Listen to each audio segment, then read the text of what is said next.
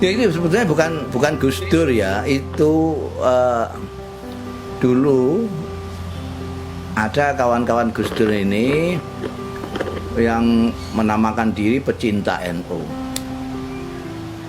Pecinta NU.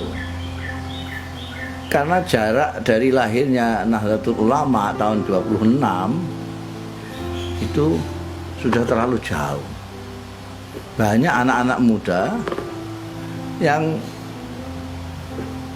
kadang-kadang tidak begitu mengenal lagi atau sudah melupakan khitoh itu kan garisnya orang tua-tua NU dulu ketika melahirkan Nahdlatul Ulama itu kayak apa.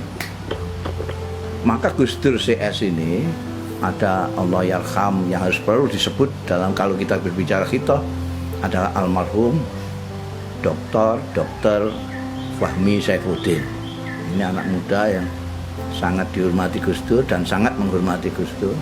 Ada banyak kawan-kawan yang lain, ada Mahbub Junaidi, ada Slamet Effendi Yusuf dan lain-lain. Mereka ini berkumpul, ada Kiai Sahal, ada Kiai Tolka Hasan, ada Kiai Abdul Mukhid Muzadi. Itu orang-orang itu berbicara merumuskan.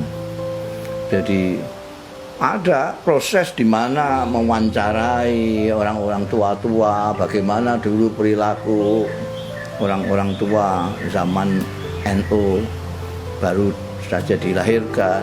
Lalu itu dirumuskan menjadi khitoh Nahdlatul Ulama. Kebetulan yang menjadi khitoh menjadi populer sangat. Cara menurut istilah sekarang itu jadi viral khitoh itu. Karena pada saat itu kebetulan Pak Harto itu pintar sekali. Jadi semua supaya bisa dikendalikan oleh beliau sendiri, maka semua organisasi-organisasi itu dijadikan satu.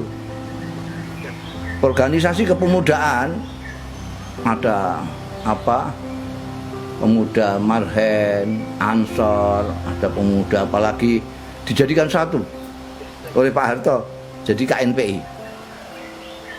Nah, nanti yang nunjuk ketua KNPI ini Pak Harto. Jadi supaya gampang nanti. Pak Harto tidak harus ngamati Ansor, ngamati pemuda Marhen, ngamati segala macam, cukup KNPI ini saja dikasih ketua. Perempuan-perempuan juga gitu. Ada Muslimat, ada Aisyah, ada segala macam dijadikan satu oleh beliau. GUW apa namanya itu. Nah itu pimpinannya yang nunjuk ya Pak Harto. Organisasi Islam, organisasi kemasyarakatan Islam ada NU, ada Perti, ada Parmus, jadikan satu. Jadi MUI itu. Jadi MUI itu tinggalan Pak Harto. Yang partai-partai juga gitu. Partai-partai yang Islam itu dijadikan satu jadi P3. Partai-partai dijadikan satu jadi P3. Yang nunjuk ketua P3-nya juga Pak Harto. Meskipun P3 itu isinya orang NU semua, hampir semua NU, tapi Pak Harto ingin supaya pimpinannya bukan NU. Itu juga terjadi. Jadi P3 juga itu warisan dari Pak Harto. Nah, pada waktu itu ini yang saya katakan kebetulan tadi. Jadi ini anak-anak muda pecinta NU bikin draft, bikin tadi itu khitoh perilaku orang-orang tua tentang NU ini. Kebetulan bersamaan dengan itu dengan Pak Harto memfusikan partai-partai. Maka orang-orang NU yang di partai seperti Pak Idham Holik itu bingung. Nah ini nanti padahal NU itu bukan hanya politik tok kegiatannya. Ada pendidikan, ada sosial, kemasyarakatan, ada macam-macam, ada dakwah. Lalu mereka mengadakan Munas, mengadakan Kombes, kalau tidak salah tahun 74-an Itu memutuskan untuk kembali ke khitoh. Maksudnya supaya yang dibonsai Pak Harto itu hanya politiknya saja, lainnya kembalikan ke NU. Jadi ini pas dengan pemikirannya Gus Dur CS tadi. Karena itu dengan mudah ketika Munas di Situbondo dan kemudian muktamar, konsep khitoh dari Gus Dur CS ini langsung diterima oleh orang-orang.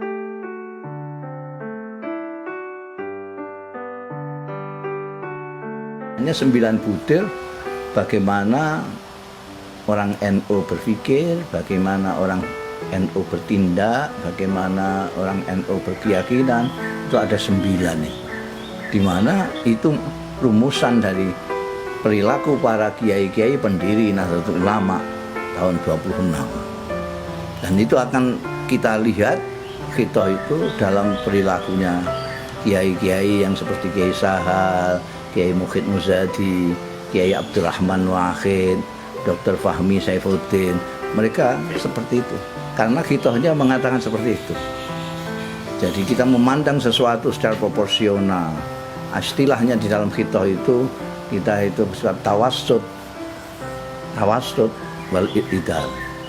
Kita melihat semuanya dalam porsi yang sebenarnya proporsional, tidak berlebih-lebihan ke sini, tidak berlebih-lebihan ke sini, di tengah-tengah, tawassut wal i'tidal, sehingga kita bisa bergaul dengan baik di sini, bergaul dengan baik di sini. Dan itu memang yang dilakukan sesepuh-sesepuh NU pada waktu itu, menganggap Indonesia sebagai rumah, menganggap yang ada di dalam rumah ini saudara, sehingga kita memperlakukan mereka juga seperti keluarga dalam satu rumah tangga yang namanya Indonesia ini. Itu apa namanya, jadi lalu disebut khitoh. Tapi kemudian orang Indonesia kan begitu. Jadi apa namanya, ketika berpolitik itu jangankan kok khitoh, agama saja dipakai untuk kepentingan politik. Hingga khitoh juga bernasib yang sama. Waktu itu lucu sekali, orang P3 juga menganggap khitoh paling khitoh, orang PDI juga menganggap paling khitoh, orang Golkar juga menganggap paling khitoh. Dulu ada partai 3 itu semuanya merasa paling khitoh semua. Ya, meskipun perilakunya tidak khitoh, kayak gitu. Itu saya kira. Ya, terima kasih. Makasih kembali. Oke, assalamualaikum warahmatullahi wabarakatuh.